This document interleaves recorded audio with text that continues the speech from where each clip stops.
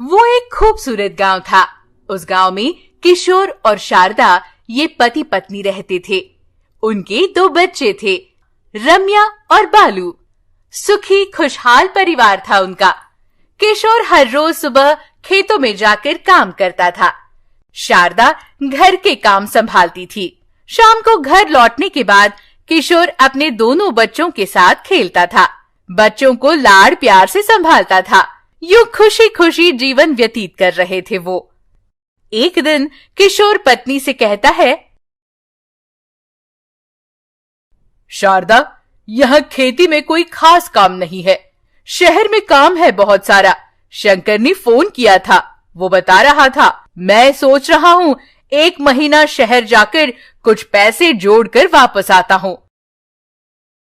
ठीक है जी, शारदा कहती है। वो दिन बीत जाता है। अगले दिन सुबह उसका दोस्त आकर, किशोर, अरे ओ किशोर, तैयार हुए कि नहीं? यूं पुकारता है। किशोर शहर जाने की तैयारी कर रहा था। शारदा जाकर दरवाजा खोलती है। अंदर आइए भैया, शारदा कहती है। रवि अंदर आकर बैठ जाता है। किशोर अपनी बैग उठाकर जाने लगता है। अपना ध्यान रखिएगा। हाँ, तुम भी अपना और बच्चों का ध्यान रखो। यूं कहकर किशोर रवि के साथ चला जाता है। शारदा घर के काम करने लगती है। दिन चढ़ रहा था। बच्चों की नींद खुल जाती है। रम्या अपनी माँ से, माँ, बाबा कहाँ है? सुबह सुबह कहाँ चले गए? बालू तो घर पर ही है, उसे घुमाने नहीं ले गए? उस पर शारदा, रम्या, बाबा शहर गए हैं तुम्हारे काम करने। 1 महीने बाद आएंगे, तब तुम्हारे लिए खिलौने लेकर आएंगे। ये सुनते ही रम्या मायूस हो जाती है। लेकिन हमें बिना बताए क्यों चले गए बाबा? देखो, तुम यूं जिद करती हो ना, इसीलिए तुम्हें बिना बताए चले गए बाबा। आ जाएंगे 1 महीने में। बाबा जाइए, बाबा जाइए। यूं रोए जा रहे थे। यूं ही कुछ दिन बीत जाते हैं। एक दिन टीवी पर ब्रेकिंग न्यूज दिखा रहे थे। शहर में तेजी से फैल रही है अनजान बीमारी। लोग इस संक्रमण से मर रहे हैं। सरकार ने लॉकडाउन की घोषणा कर दी है। जरूरत की चीजें खरीदने के लिए थोड़ी समय की मोहलत दी जाएगी। हाँ, पर घर से बाहर निकलने पर मास्क पहनना अनिवार्य है। सैनिटाइजर का इस्तेमाल जरूरी है। वो सुनते ही शारदा किशोर को फोन करती है। सुनिए, आप ठीक तो है ना? ये टीवी में क्या बता रहे हैं? कल से लॉकडाउन भी होने वाला है। आप घर क्यों नहीं आ जाती? हाँ, मैं ठीक हूँ और यहाँ काम भी खत्म हो गया है। आज रात को ही निकल जाऊंगा। कल सुबह तक मैं पहुंच जाऊंगा शारदा। शारदा ठीक है कहकर फोन काट देती है। अगले दिन सुबह किशोर घर लौट आता है। रम्या और बालू बाबा को देख बहुत खुश हो जाते हैं। उस दिन उनके गांव में भी प्रचार किया जाता है। इस नई बीमारी के कारण कोई घर से नहीं निकलेगा। किशोर और उसका परिवार घर पर ही था। 15 दिन बीत जाते हैं। किशोर की तबीयत खराब हो जाती है। वो बिस्तर पर लेटा खांस रहा था। यह कैसी खांसी है? मेरे फेफड़े तो खींचे जा रहे हैं। बदन दर्द से टूट रहा है। शारदा, शारदा, यहाँ आओ जरा, मेरे पैर दबा दो। किशोर यूं बुला रहा था। 2 दिन बीत जाते हैं। किशोर को तेज बुखार आ जाता है। शारदा, शारदा, मेरे गले में बहुत दर्द है। मेरी सांसें फूल रही है। शारदा को चिंता होने लगती है। वो बच्चों को घर पर ही छोड़ किशोर को अस्पताल ले जाती है। ये नई बीमारी के लक्षण है, इन्हें एडमिट करना होगा। किशोर को अस्पताल में भर्ती कर देती है शारदा। वो भी उसके साथ ही रहती है।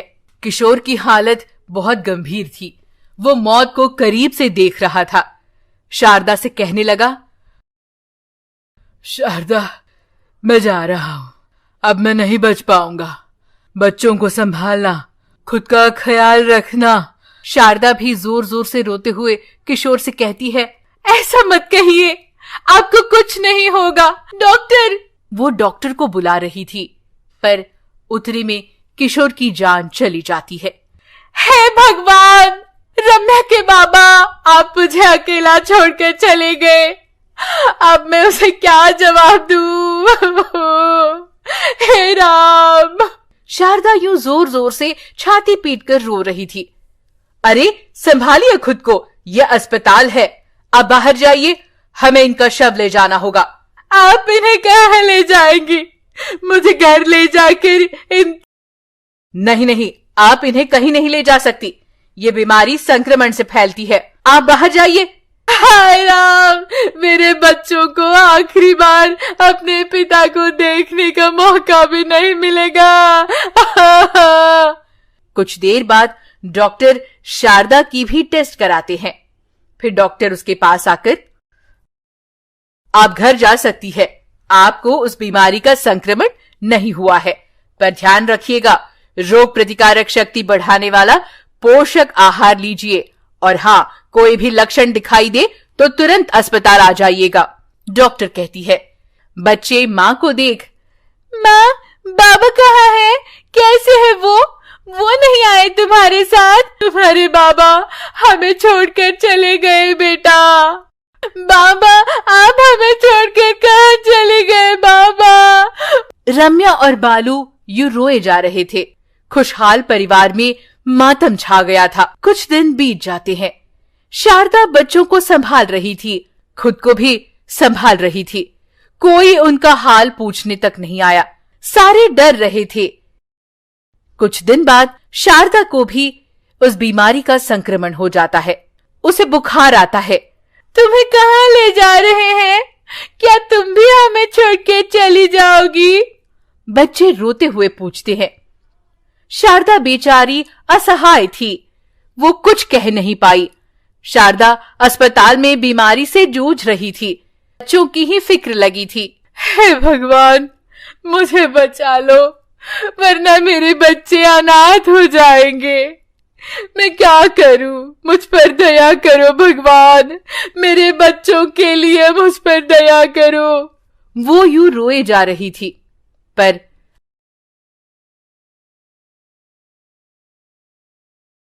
अफसोस, कुछ दिन बाद शारदा भी मर जाती है। बच्चों की हालत काफी दयनीय थी, उनका हाल पूछने वाला कोई नहीं था। भूखे प्यासे बच्चे माँ बाप को खोने के सदमे में बेहाल थे। बालू एक दिन अपनी दीदी से, दीदी, माँ भी हमें छोड़कर चली गई। नहीं बालू, माँ को कुछ नहीं होगा। दीदी, मुझे बहुत भूख लगी है। रुको बालू, मैं बड़ी माँ के घर से खाना लेकर आती हूँ, तुम यहीं रुको। रम्या उसकी बड़ी माँ के पास जाकर दरवाजा खटखटाती है। बड़ी माँ, दरवाजा खोलो बड़ी माँ। उसकी बड़ी माँ रम्या की आवाज सुनकर कहती है, अरे तुम क्यों आई हो यहाँ? क्या हमें भी उस बीमारी का शिकार बनाना है? बड़ी माँ, बालू को भूख लगी है, थोड़ा खाना दे दो बड़ी माँ।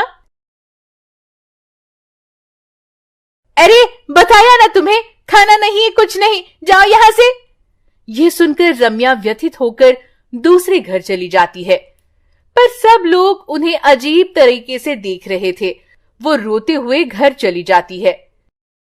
किसी ने खाना नहीं दिया बालू, अब हम क्या करें? वो दोनों एक दूसरे को पकड़कर रोने लगते हैं। दोनों बहुत भूखे थे। मेडिकल शॉप पर जाकर रम्या पूछती है, अंकल, भूख ना लगे ऐसी कोई दवाई है आपके पास? हमें दीजिए ना। तब वहां खड़ी डॉक्टर उनकी तरफ देख, कौन हो बेटा तुम?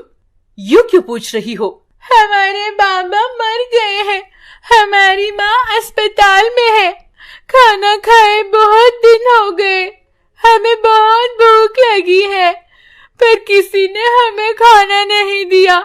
कोई रिश्तेदार, पड़ोसी, किसी ने हमारी मदद नहीं की, दूर जाने को कह रहे हैं। रम्या रोते हुए कहती है। डॉक्टर को समझ आता है कि ये किशोर और शारदा के बच्चे हैं दोनों। डॉक्टर उन्हें लेकर गांव में जाती है। सारे बाहर आओ जरा, एक बात करनी है आप सबसे। मैं एक डॉक्टर हूँ, डॉक्टर कहती है। सब लोग घर से बाहर आकर खड़े हो जाते हैं। कैसे लोग हैं आप? इंसानियत भूल गए हैं क्या? ये 2 मासूम बच्चे अपने माँ बाबा को खो चुके हैं।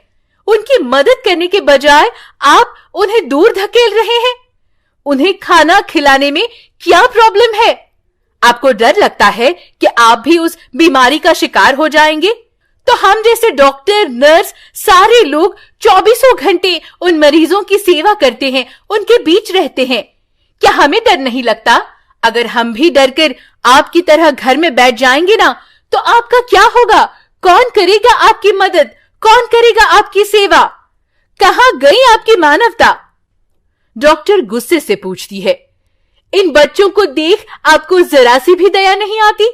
बच्चे, बूढ़े या गरीब जो भी हो, उन्हें खाना खिलाइए। डर लगता है तो मास्क पहनिए, सैनिटाइजर का प्रयोग कीजिए, उन्हें यूं ठुकराइए मत। डॉक्टर सबको समझाती है और उन 2 बच्चों को डॉक्टर अपने साथ ले जाती है। आप सभी से भी यही निवेदन है, हालात अच्छे नहीं है। जरूरतमंद गरीब लोग दिखाई दे, उन्हें खाना खिलाइएगा। उनसे नफरत मत कीजिए। अगर कर सकते हैं तो मदद कीजिए।